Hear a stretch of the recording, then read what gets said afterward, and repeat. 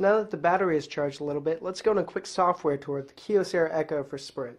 As you can see, it looks like your standard Android 2.2 experience, but they did have to customize it so it can fit on both screens. They didn't do too much. It looks like a standard Google experience, which is a good thing in my eyes. And you have your app menus, all that jazz. So the real question, why do you need two screens? What's the advantage? As you can see in the web browser, you get more viewing space. So if you want to check out all these cool into mobile stories, boom, there you go. You got two screens to read it. You won't have to keep on scrolling down for some of the larger stories. But the cool thing is, if you do a double tap at the same time, you bring up the Simul-Task applications. These are 7 apps that have been custom designed for this, where you can run one app in one window, one app in the other. Why would you want to do that? Let's say you're reading into mobile, see a cool story, you want to call your brother or sister. Boop, boop, boop. Cool. While you're talking to them, they tell you about a cool YouTube video. You can launch you can go to YouTube with the ViewQ app over here. ViewQ app is actually pretty cool. Let's take a closer look at it.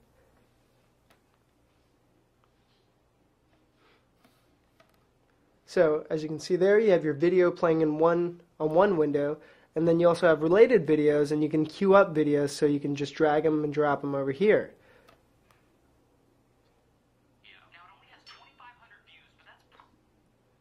Cool stuff. So what about your regular apps? That's a big question. You hit this tablet mode extension and it'll extend the standard Android apps. It doesn't necessarily mean all of them will work because it's not optimized for it. Hopefully developers can pick up on the Kyocera Echo SDK and create stuff. So here's Angry Birds. Obviously very, very important. That bar does get in the way of some things, but as you can see, it does work too. Now, is every app going to be useful for this? Probably not, but it is cool to have that extra screen space on there. What else do we have here? There are also some specifically designed Sprint apps, Sprint Radio, Sprint TV, Sprint Zone. These also take up both screens. Again, that bar, with that bar in between, I don't know how useful it's going to be, but it's nice that they're there if you like those services. Sims 3 actually looks pretty good on this device.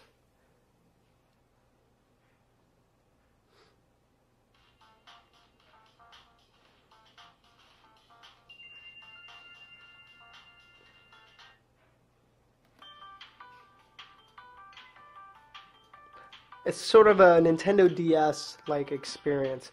You have multiple screens and multiple options here. So I'm not going to dive too much into this because then we'll be here all day. But that's a quick little look at a quick little software tour. But that's a quick little software tour of the Kyocera Echo for Sprint, dual screens, Android. Thanks for watching. We'll have a full review shortly.